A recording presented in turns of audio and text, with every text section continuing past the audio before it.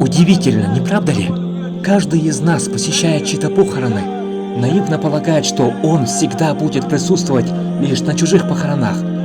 И тот, кто копает могилу усопшему, и омывающий тело покойного, и все мы наивно полагаем, что будем жить очень долго. Но нет, братья. Клянусь Аллахом, это не так, мои братья и сестры. Ученые умерли, богословы умерли, врачи умерли, правители умерли все, и смерть непременно явится каждому из нас.